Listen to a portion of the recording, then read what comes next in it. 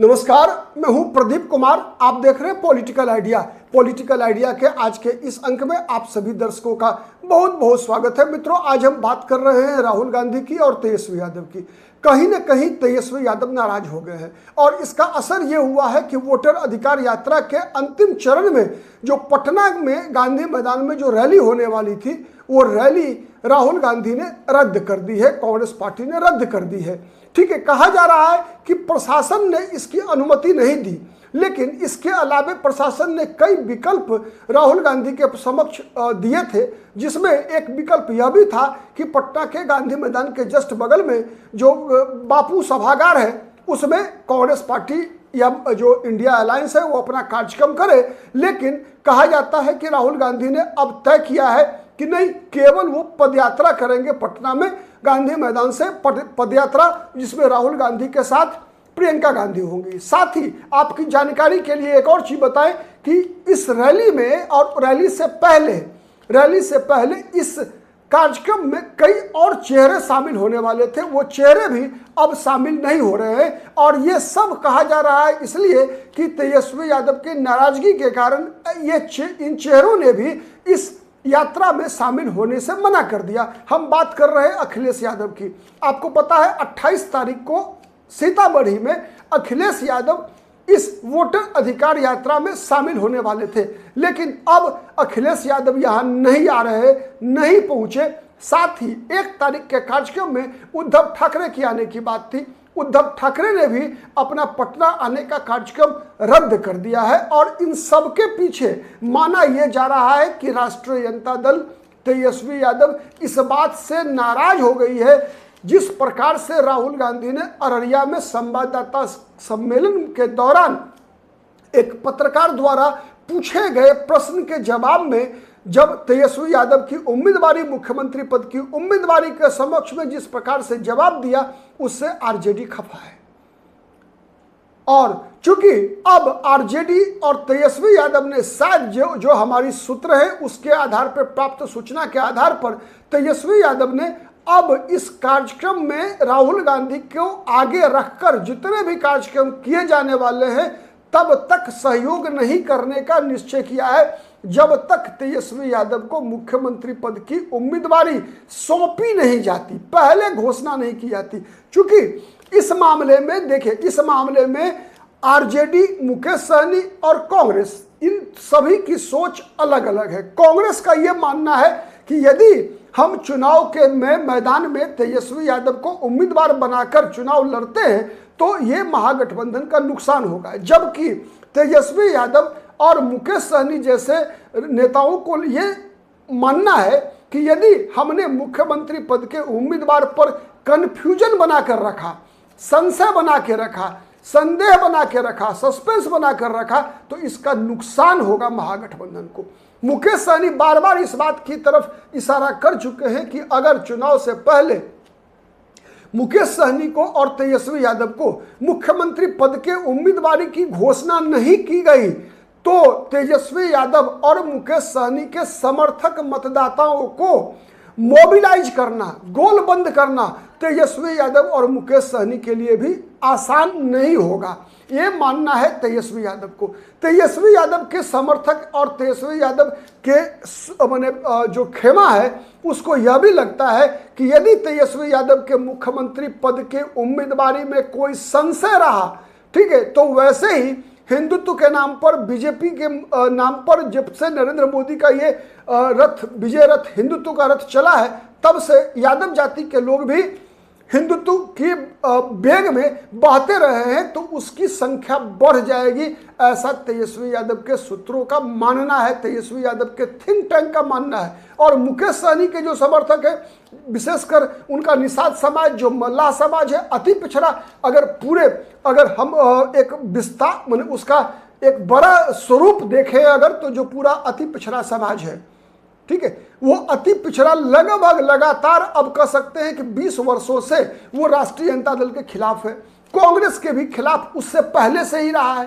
तो उन लोगों को अगर महागठबंधन के तरफ, इंडिया अलायंस के तरफ लाने का एकमात्र तरीका है कि उन वर्गों से प्रतिनिधित्व देना और तेजस्वी यादव को मुख्यमंत्री और किसी अति पिछड़ा को मतलब मुकेश सहनी को उप मुख्यमंत्री पद की एडवांस में घोषणा करना ही एकमात्र शर्त होगी।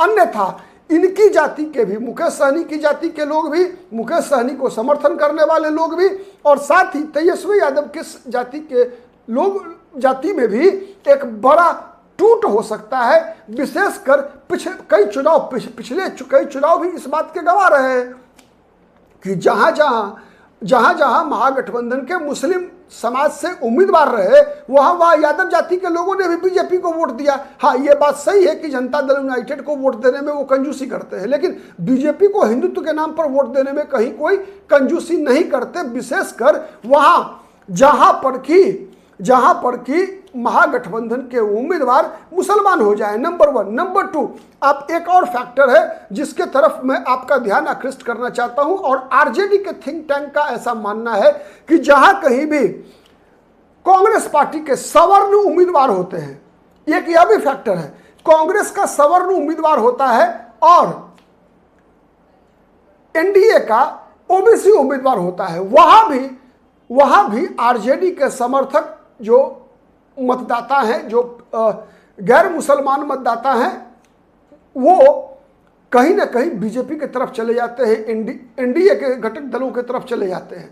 ठीक है, तो ये सब चीजें ऐसी है जिसके लिए मुख्यमंत्री पद के उम्मीदवार की घोषणा एडवांस में करना अनिवार्य शर्त मानते हैं गैर कांग्रेस जितने भी इंडिया अलायंस के दल हैं, सब के सब, चाहे वो राष्ट्रीय जनता दल हो, चाहे वो मुकेश सहनी हो, बल्कि यहां तक कि CPIML, CPI, CPM जैसे छोटे दल भी इस बात की आवश्यकता महसूस करते हैं कि तेजस्वी यादव को मुख्यमंत्री पद का उम्मीदवार बनाकर चुनाव लड़ना ही सत्ता में वापसी की एकमात्र शर्त है। मुकेश सहनी को डिप्टी सीएम का उम्मीदवार बनाकर लड़ना ही एकमात्र शर्त है। वहीं कांग्रेस का मानना है, जो मैंने पहले भी कई वीडियो में मैंने कहा है कि कांग्रेस की सोच लगती है, ये बताती है सोच कांग्रेस का सूत्र ये बताता है कि देखिए तेजस्वी यादव के समर्थन में मैक्सिमम 35% लोग आ पाते हैं किसी भी तरीके से, चाहे वो इतिहास रहा है 2005 से लेकर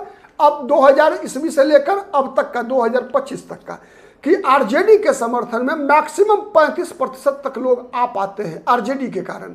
ठीक है, तो ये और उसके बाद जितना गैप बनता है जो सत्ता में आने के लिए आवश्यक है, वो गैप इसलिए है कि तेजस्वी यादव अपना आधार जो 35 से 45 करने, चूंकि अगर आमने सामने की लड़ाई होती है, अगर दो गठबंधन के बीच सीधा मुकाबला होता है, तब सरकार बनाने के लिए लगभग 45-46% वोट चाहिए और वो 45-46% वोट लाने के लिए कम से कम वो जो 10% का गैप है, वो गैप इसलिए है कि समाज के कई ऐसे वर्ग हैं जो तेजस्वी यादव के मुख्यमंत्री पद की उम्मीदवारी से भड़कते हैं, वो डरते हैं। और ये डर के कारण होता क्या है कि चुनाव के अंदर कई चुनाव इसका प्रत्यक्ष गवाह रहा है कि मुस्लिम यादव कॉम्बिनेशन के खिलाफ पोलराइजेशन हो जाता है, काउंटर पोलराइजेशन, मतलब जब मुसलमान और यादव एक साथ जुड़ते हैं जब, तो इनके खिलाफ प्रतिक्रियात्मक ध्रुवीकरण भी हो जाता है।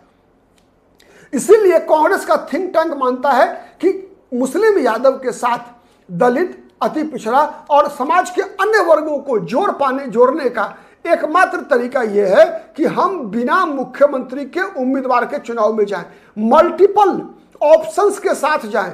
बाद में भले ही तेजस्वी यादव ही मुख्यमंत्री बनेंगे, क्योंकि सबसे बड़ा दल आरजेडी होगा, तो तेजस्वी यादव ही मुख्यमंत्री बनेंगे, ये कांग्रेस का मानना है। लेकिन चुनाव से पहले यदि हमने तेजस्वी यादव के मुख्यमंत्री पद की दावेदारी की घोषणा कर दी, तो समाज के ऐसे कई वर्ग जो हमें वोट देना चाहते हैं लेकिन वो तेजस्वी यादव के नाम पर तैयार नहीं होते हैं, तो उनका वोट कट जाता है और कट जाएगा इस बार भी, और फिर हम सरकार बनाने से वंचित हो जाएंगे। ठीक है, जबकि आरजेडी के समर्थक लोगों का, तेजस्वी यादव के पहले उम्मीदवारी की समर्थन करने वाले लोगों का यह मानना है कि बिहार में एकमात्र क्राउड पुलर अगर कोई है तो तेजस्वी यादव है, और इस बात को तो कांग्रेस के लोग भी स्वीकार करते हैं, लेकिन यह स्वीकार करने को तैयार नहीं है कि तेजस्वी के नाम पर अकेले हम सत्ता में आ सकते हैं। कांग्रेस राहुल गांधी की यह मानना है कि जब तक इस एम वाई समीकरण में उसमें भी कांग्रेस का यह भी आरोप है कि मुसलमान भी आरजेडी के नाम पर उतना कंफर्टेबल नहीं है जितना कि कांग्रेस के नाम पर है। इस बात का भी फायदा कांग्रेस पार्टी उठाना चाहती है। एक तो रणनीति, ये बात मैंने पहले भी कई बार कहा है कि इस चुनाव में कहीं ना कहीं कांग्रेस पार्टी की एक अलग रणनीति भी काम कर रही है, जिसका एकमात्र मकसद है कि बिहार की राजनीति में कांग्रेस पार्टी को मजबूत करना। उस पर भी राहुल गांधी काम कर रहे हैं, लेकिन इसके लिए सबसे पहली प्राथमिकता है कि बिहार की सरकार को बदलना।